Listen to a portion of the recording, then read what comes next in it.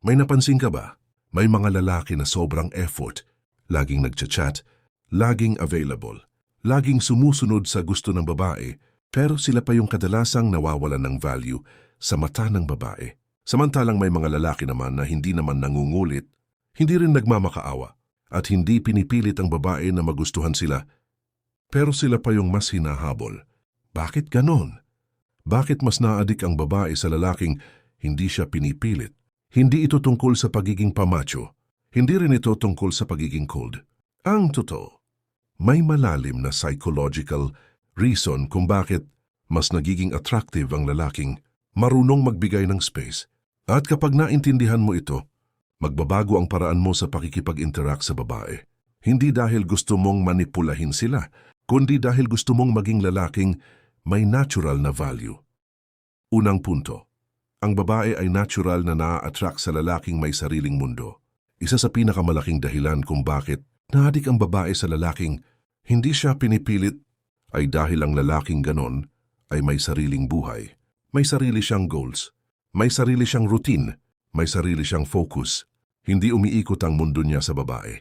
At sa psychology ng attraction, ang ganitong lalaki ay automatic na nagiging interesting. Isipin mo ito. Kapag may lalaking halos buong araw nakatutok sa babae, good morning. Kumain ka na ba? Nasaan ka? Ano ginagawa mo? Sa una, cute siya.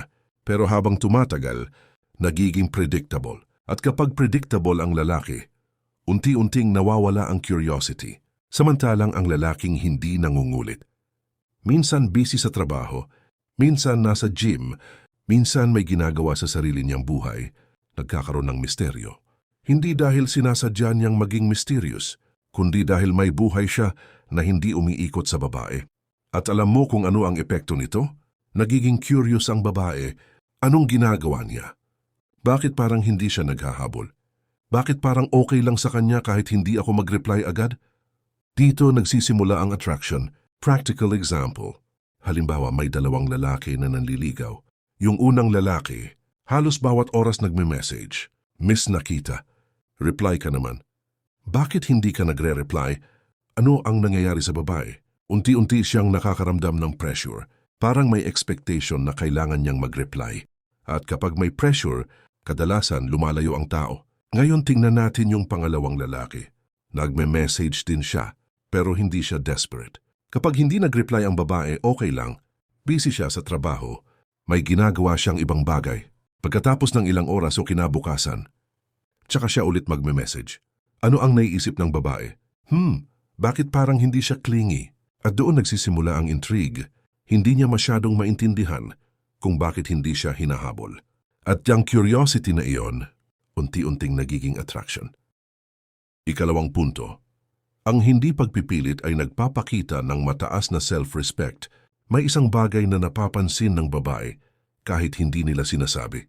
Kung ang lalaki ba ay may respeto sa sarili niya, ang lalaking hindi pinipilit ang babae, nagpapakita ng isang bagay na napaka-attractive. At iyon ay self-respect. Hindi siya yung tipong, please pansinin mo naman ako. Hindi siya yung tipong, gagawin ko lahat para lang magustuhan mo ako. Hindi siya nagmamakaawa, hindi dahil mayabang siya, kundi dahil alam niya ang isang simpleng bagay. Kung gusto siya ng babae, magkakaroon ng effort ang babae.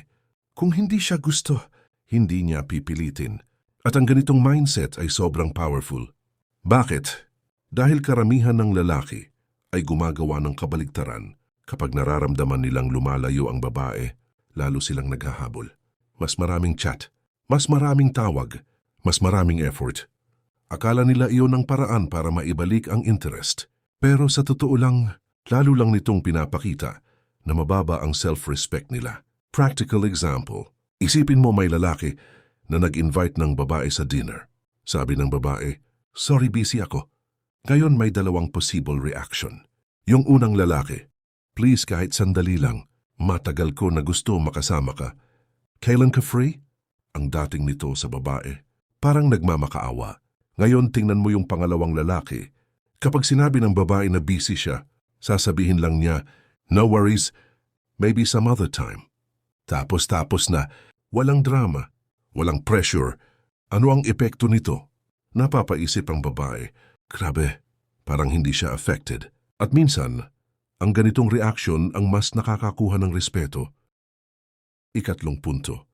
Ang space ay nagbibigay ng chance sa babae na ikaw ang hanapin. May isang psychological principle sa attraction. At ito ay simple lang. Mas pinapahalagahan ng tao ang bagay na hindi laging available.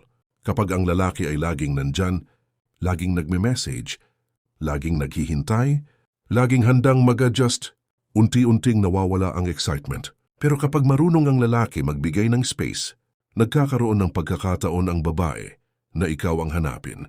At ito ang mahalagang part. Kapag ang babae ang kusang naghanap sa'yo, mas nagiging emotional ang investment niya. Hindi dahil pinilit mo, kundi dahil siya mismo ang nag-initiate. Practical example.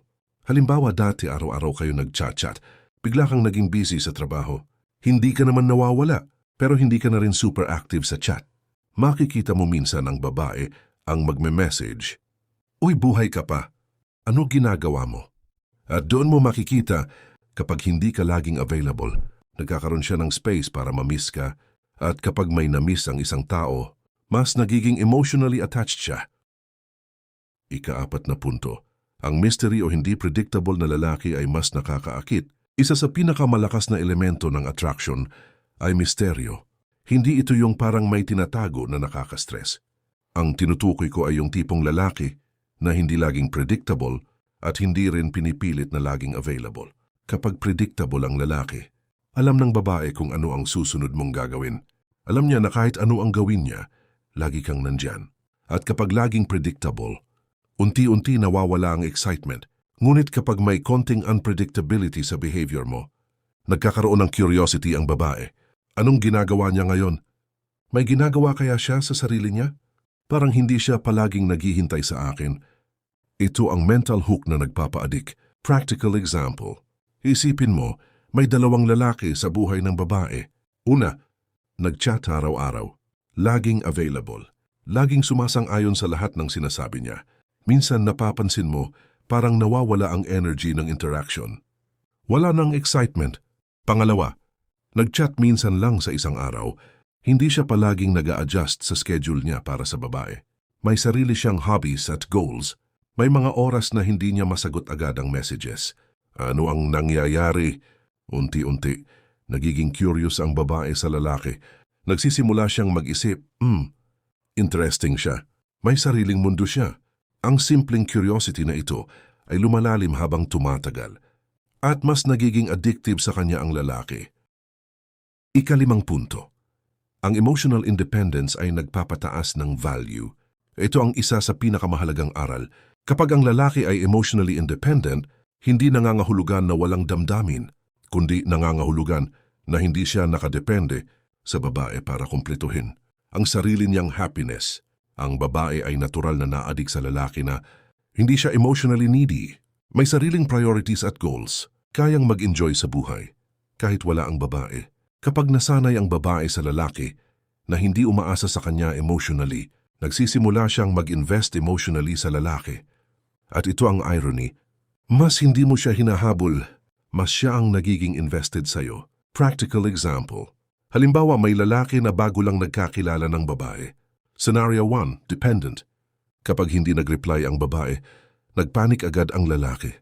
Nagme-message ulit, bakit hindi ka nagre-reply? Lahat ng free time niya ay iniikot sa babae. Resulta, ang babae ay napapansin ang needy behavior, nagiging less attractive ang lalaki. Kahit gaano siya kagwapo o ka-interesting. Scenario 2, independent. Hindi nag-reply ang babae. Ang lalaki ay patuloy sa trabaho, hobbies at social life. Kapag may oras, saka siya mag-message. Resulta, ang babae ay nagiging curious. Unang-una, nagmumuni-muni siya tungkol sa lalaki.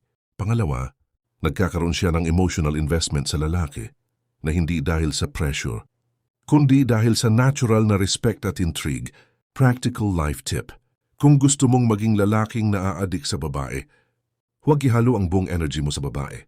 Magkaroon ng sariling goals, hobbies at social life. I-prioritize ang sarili mo. Hindi yung approval ng babae.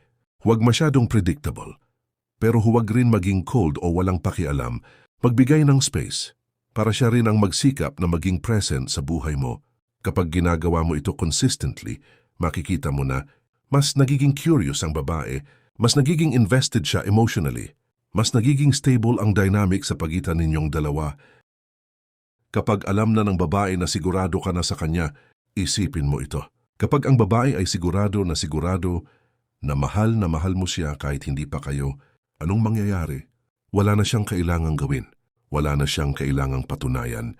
Wala na siyang kailangang i-invest. At sa psychology ng tao, mas pinapahalagahan natin ang mga bagay na pinaghirapan natin kapag ang babae ay may konting effort para makuha ang atensyon mo.